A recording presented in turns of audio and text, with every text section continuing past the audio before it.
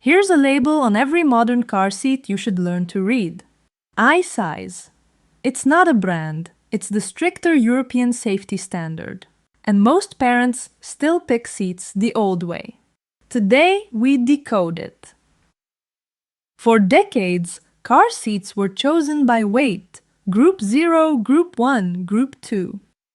Sounds official, but weight alone says little about a child's body, and honestly, it's easy to pick the wrong group. The new standard flips the rule.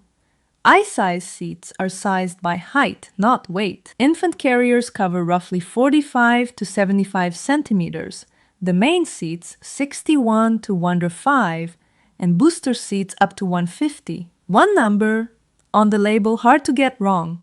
There's also a big change underneath. Old-style seats thread the car's seatbelt through the seat, the classic way to end up loose. New standard seats must lock onto the bike's ISOFIX anchors instead, with a support leg or top tether holding them rigidly.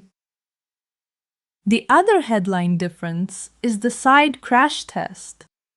Older seats were tested mainly from the front, but side impacts are especially dangerous for small children.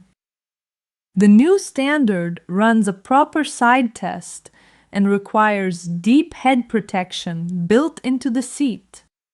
A real upgrade, not a logo. And one rule easy to miss: I-size seats keep your child rear-facing for at least 15 months.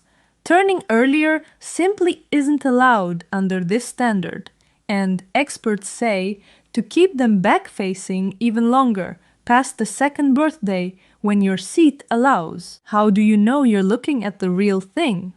Check the label, the word I-size, the height range, and the official approval mark. And one more check. Every new seat lists the car models it fits. Make sure your car says on that list before you buy. Are old seats dangerous? Not automatically. Many older approved seats are still fine when fitted perfectly, but new approvals are now moving to the stricter standard, and yes, I-size usually costs more.